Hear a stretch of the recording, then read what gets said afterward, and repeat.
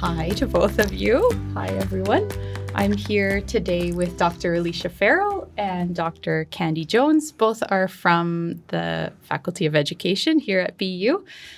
Dr. Farrell is the Dean of Education. Dr. Jones is an associate professor in the Curriculum and Pedagogy Department.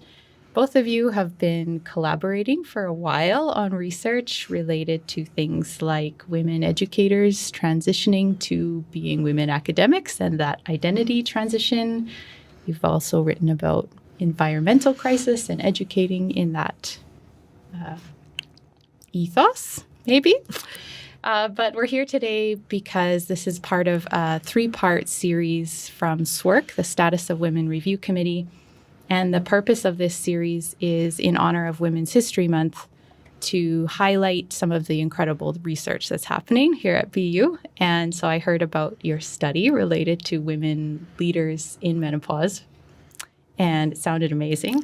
And I also love the title of Women on Fire. I think that's so creative. It just made me laugh. It's awesome. So I'm excited to hear more about the study, and I think we should just start by asking, what is it that you're researching? So we'll start there. Yeah. So we, as you know, Michelle, because you were involved in the teaching in the Anthropocene edited collection as well. So Candy and I found ourselves thinking together about the fact that we are in the the beginning, hopefully, of the third act of our careers, both of us going through menopause and perimenopause, and thinking about what does that mean as people who identify as women in the academy, going through that stage in our life, and doing it with living a life of obligation to others and serving others in the academy.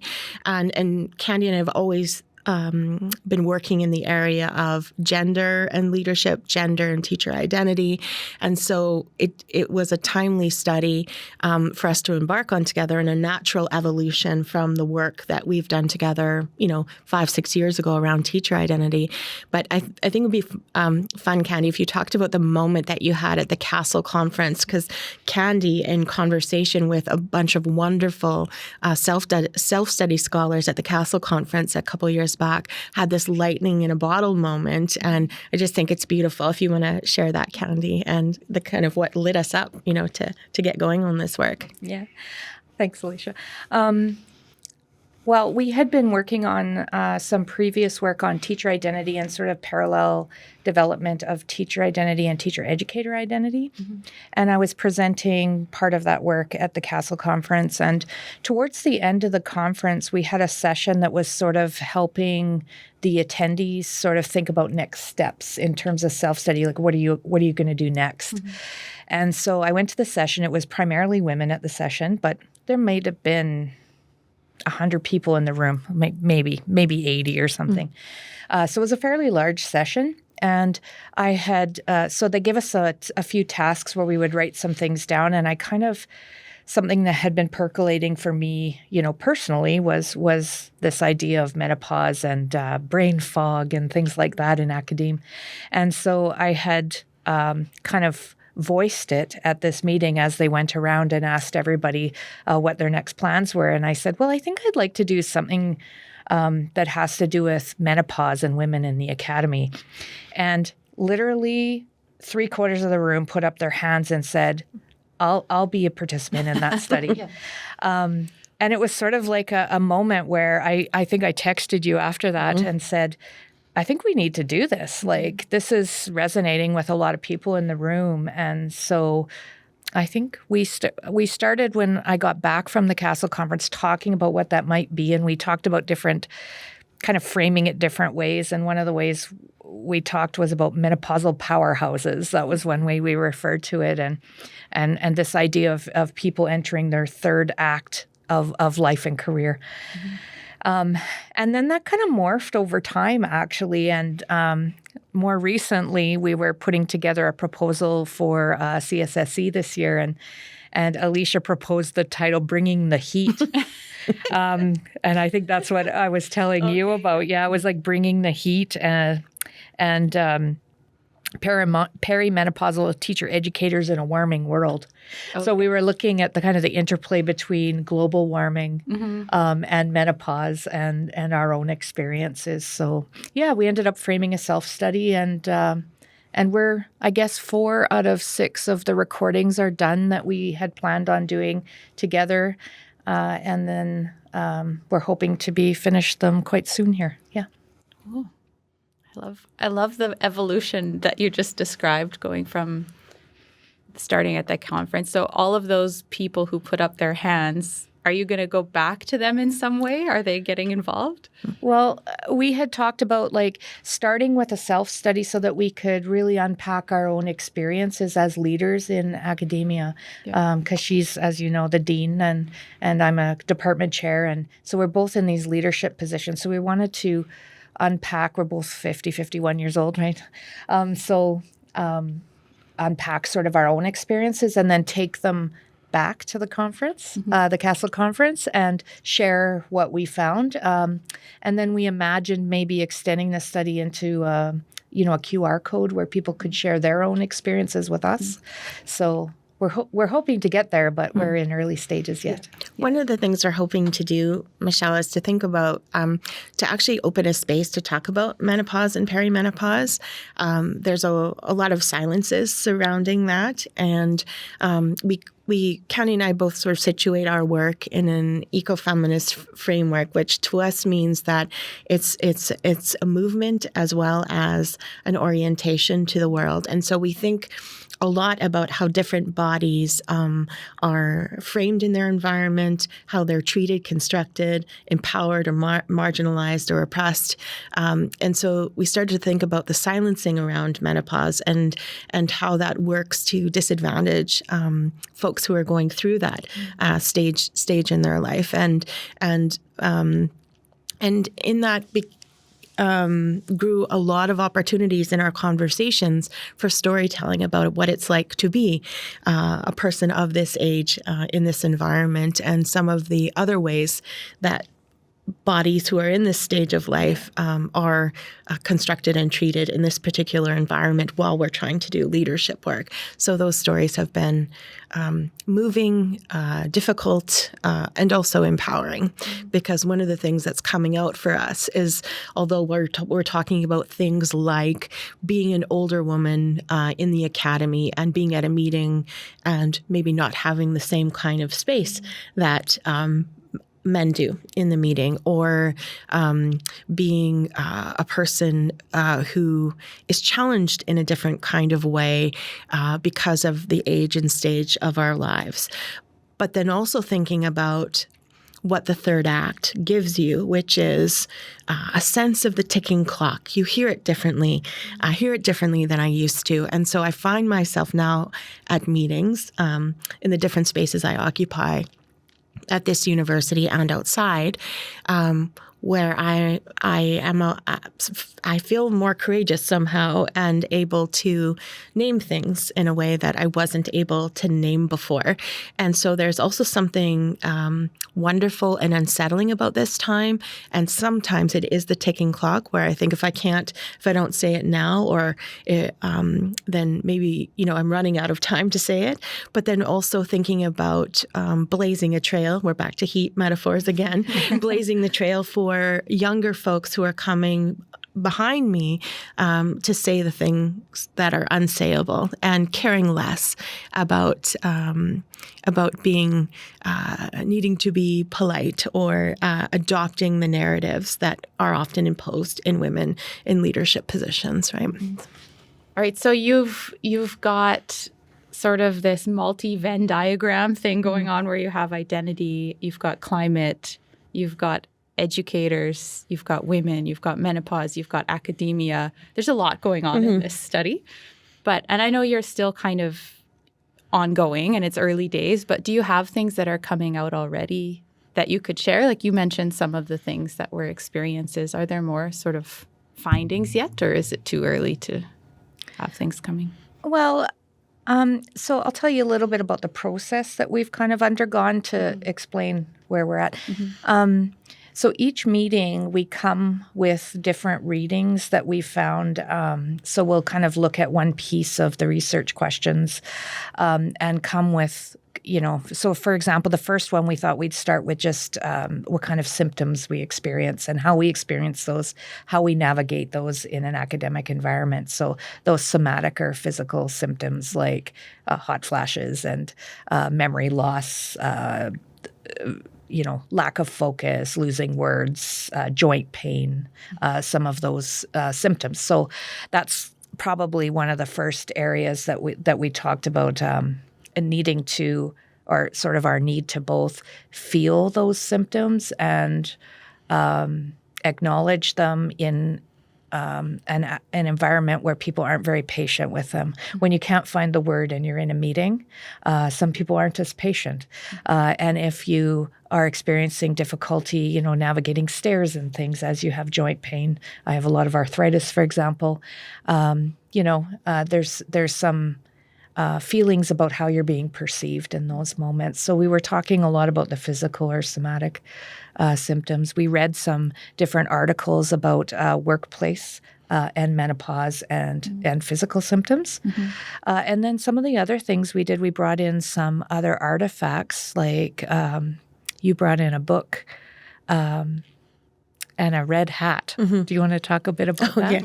Yeah. We had we talked one of the things that typically happens when Candy and I work together is there's these luscious metaphors that tend to bubble up, and so in one of our conversations, I was telling Candy about, came from a painful experience. I was at my father-in-law's celebration of life, and it was towards the end of the evening. So we got together to celebrate him, to honor a life well lived. And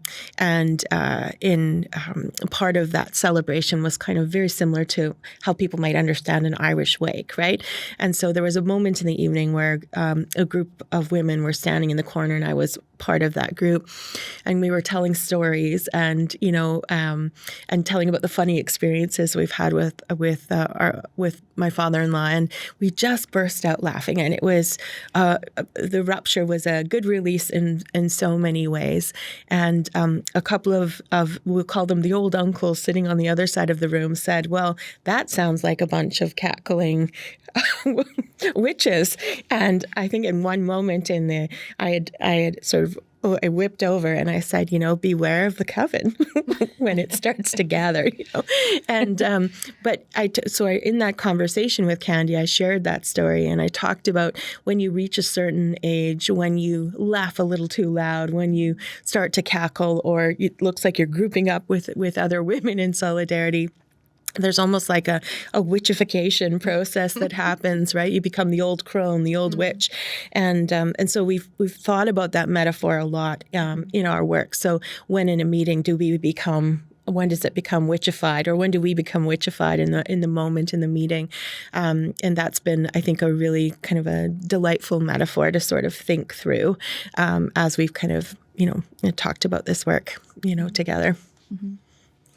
And another thing that came out in our conversation. Sorry, Kenya. I thought, but that I didn't get to the hat part. So I was imagining a witch's hat, but it was red. So is it a red hat? It's red. Okay. Yeah, it's so.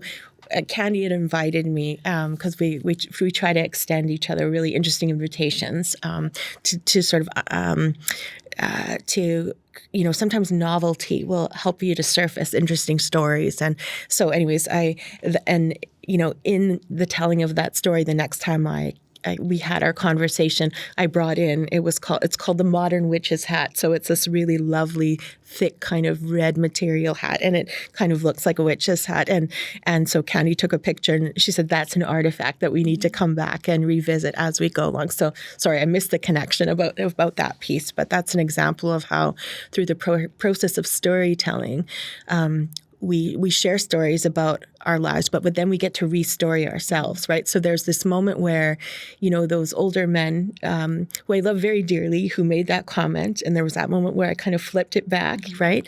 But then that idea of like, how do we, if we've been witchified in a particular moment, how do we turn that around so that the witch figure in that moment becomes powerful, the one who could say the unsayable, the one who is a bit unsettling in terms of the current power relationships in a family, at a dinner table, in a meeting, at a university, and so being playful with those things, And the solidarity of the coven. Yes. When there's more than one, so you're doing it together. That's right. Yeah.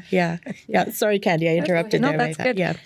Actually, the artifact just brings me back to the thought I had offered the first artifact at the first meeting about physical symptoms that we were experiencing, and I had come across it was an image on Facebook, I think, of it was like a doll with its back open and the batteries out. When I was talking about the fatigues that I had experienced through my journey through, my menopause was caused by cancer treatment. And so my journey through that had a lot of fatigue involved. And so I had shared this image that really resonated with me at the time. Yeah.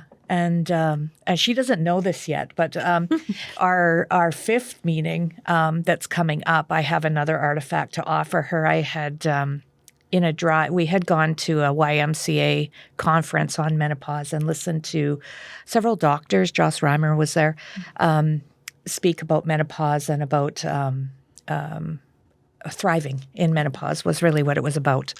And when we went there, it really got us both thinking about our own wellness and how we take care of ourselves or how we don't. And so how we can take better care of ourselves. I guess that's another thing that came out of that workshop and our conversation afterwards. And the following weekend, I was driving to a family function and landslide by, I guess, originally Stevie Nicks, but the Dixie Chicks version came on the radio, and I drove from Verdun into Winnipeg, so it was like a 3-hour drive each way. I literally wrote new lyrics about menopause to that, and that is going to be my next offering at our meeting, our fifth meeting.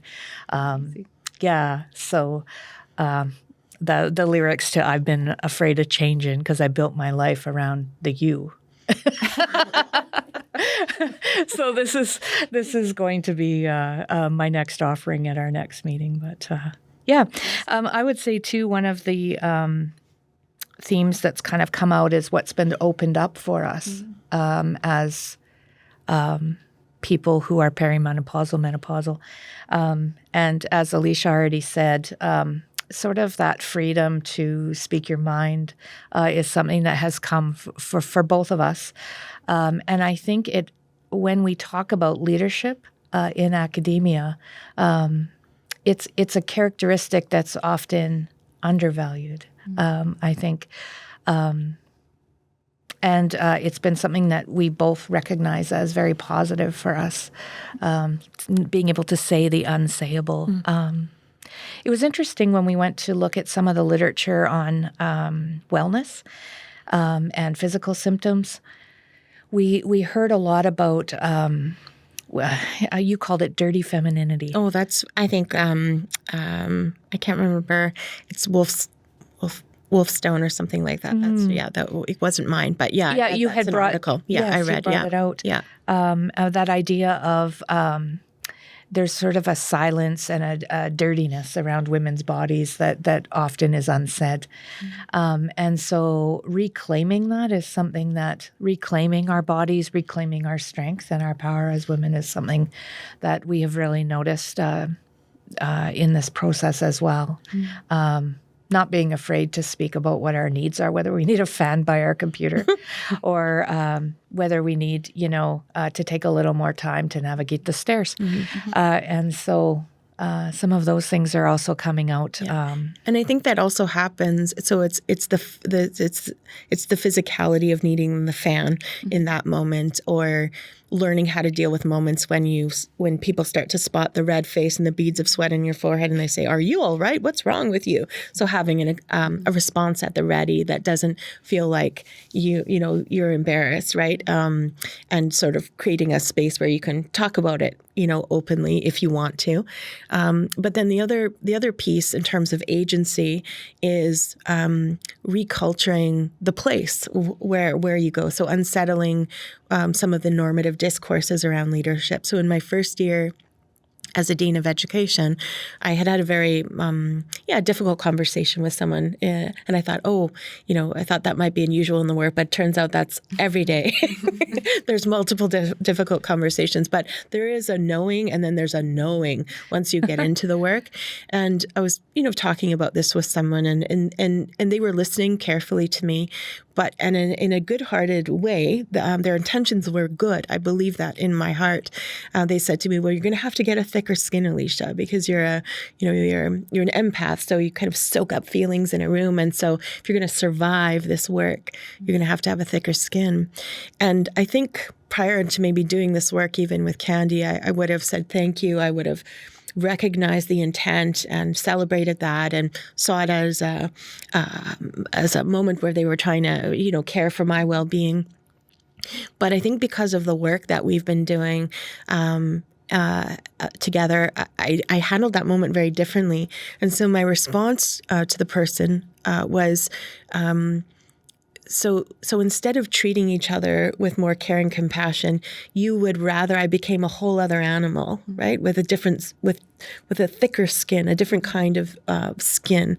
And so I said I would respectfully say that maybe we could just agree to treat each other with care, compassion, and think about relationality in our work as leadership, as opposed to asking people to become wholly other creatures in the work, because that's not something that I signed up for doing the work, right? I am prepared to learn. I am prepared to. I'm always under construction. That's how I see myself in the work. But I'm not prepared to become a whole other animal to do it. But I don't think I would have had the courage to say something like that in that moment with who was in the room, unless I'd had that moment of solidarity with Candy in some of those conversations. Right, that's one of the things that the coven or the storytelling sessions that Candy and I are involved in together. It allows you to practice together to say the unsayable. So when you are out there in a world, where the terrain maybe isn't so hospitable, you can say the thing, and it's not really for myself in that moment, right? I have 3 years and 300 days left as a dean, but it's for the next dean, the one that comes in after me, or the next department chair, right? So it's a whole different meaning to bringing the heat. Yeah. Right. Yeah. Yeah, the more you think about that phrase, it has layers, right? Mm-hmm. Yeah, I can see it in a lot of the things that you're describing. Did anything surprise you as you've been having these conversations? Was there anything that you didn't anticipate? I think one of the things that surprised me at the very beginning was this idea that I didn't realize that I was embarrassed by my own body.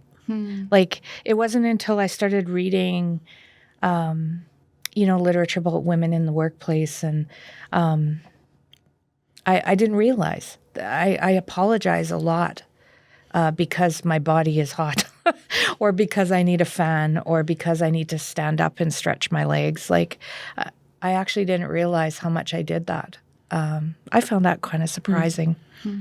Yeah. It also made me think about one of the surprising connections for me, and it happened, I think, in conversation or storytelling session 3 with Candy, was how there's a paucity of conversation and education around the third act of anything, the third act of the planet, the third act of people's lives. And so I think that's something important to think about. I think that's connected deeply to how women are sometimes marginalized in academic settings. And it's because we're old, we're on our way out, right? It reminds other people that they too, if they're lucky enough to live a long life, they too will be in the position where they will become invisibilized. And so, so I think that was a bit jarring for me. And so there was, of course, this work, or these moments of revelation, saying the unsayable, being in solidarity, practicing to be brave. But then in other moments, it was the confronting of being invisibilized, and then also making me think about how, as in education as a field, but also more broadly in our society, how we are very scared to confront the ends of our third acts. And I think that feeds into a larger systemic problem with making women disappear, in these types of professions, particularly in leadership roles. I think another thing that came out in terms of awareness was how we're constructed, or how we perceive we're constructed by others, I guess is a better way to say it. I hadn't really thought about how there's a discrepancy between how older men in academia and older women in academia are perceived. Often you see the sort of image of the older man in a, beard and tweed jacket and those sorts of things as being sort of the epitome of the professor. Distinguished. And we had conversations about, perceptions of the usefulness of a woman being used up at a certain point of youth, of all of those sorts of things. We sort of were confronted by that reality of perception, or at least how we feel the reality of perception is. I can't speak for how other people actually perceive us. So that was another thing. And then I'll relay one moment when we were at the YMCA conference that I also found very surprising. And I think I found it surprising as it came out of my own mouth to my colleague. But we were having a conversation, or they were talking about how to thrive in menopause, and they were talking about, beyond things like hormone replacement therapy, but like eating well, exercising. And I remember Alysha saying at some point in time, she says, I know I should, I don't do this enough. Like, it was very self-deprecating. And I looked at her and I said, you've used the word should a lot. And I'm not sure that you should anything. And we had sort of like a moment where we connected, and because I felt exactly the same way she did, but hearing her say it somehow made me want to open up a space for her that wasn't so harsh, because we can be our own worst critics. Look at me now. I'm going to get And you start to realize and that's kind of what the environment can be somewhat inhospitable. So we are so socialized in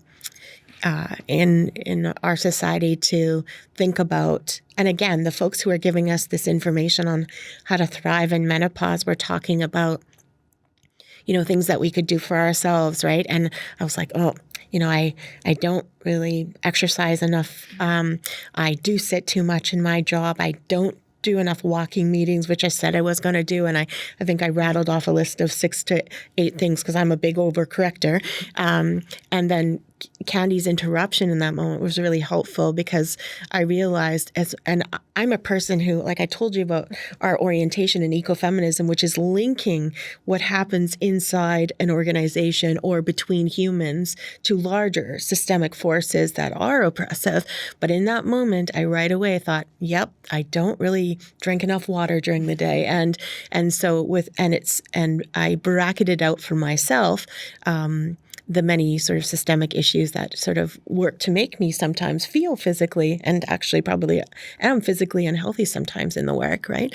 It's a culture that we're working against, like not just Alysha's not drinking enough water and going for enough walking meetings. So that was a good interruption. I think that is the power of self-study work too, right? It's telling our stories in relation to others, and then having a close enough relationship with a colleague, a fellow researcher, where they hear the 5 shoulds in a row and they say, what about this? They kind of turn it for you, which allows you to see yourself anew, but also your story as a leader in relation to the system anew. Mm-hmm. So that was really a helpful moment to me.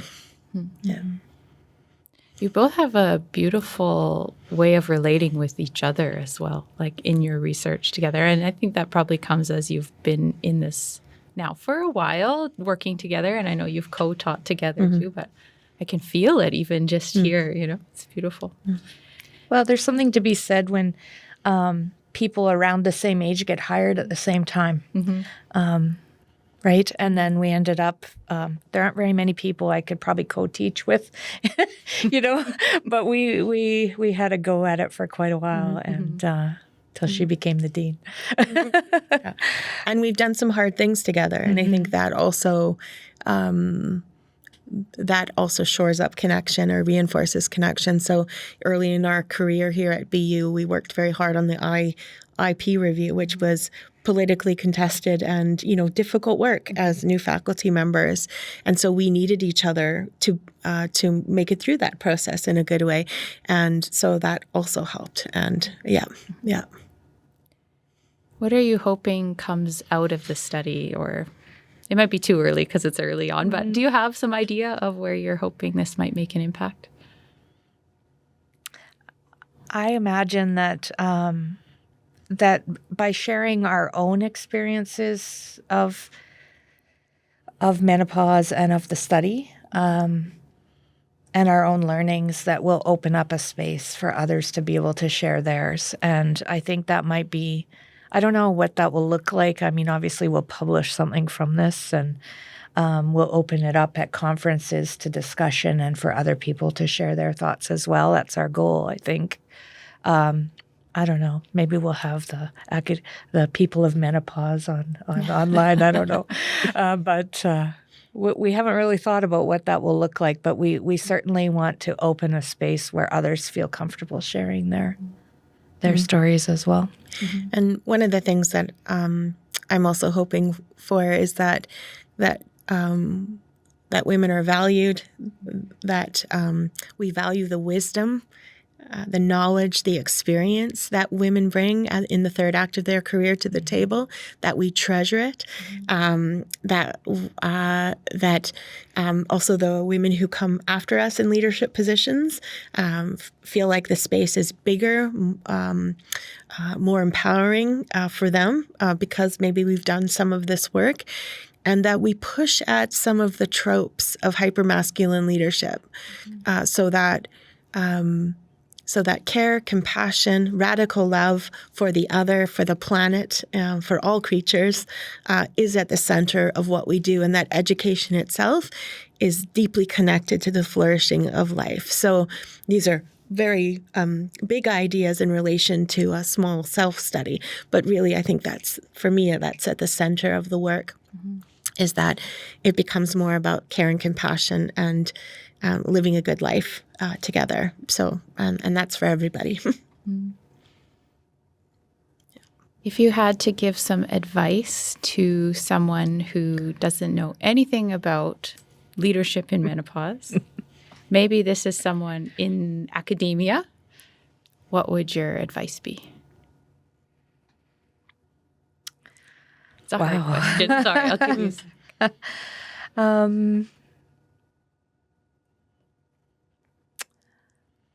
I think that one of the things that I would say is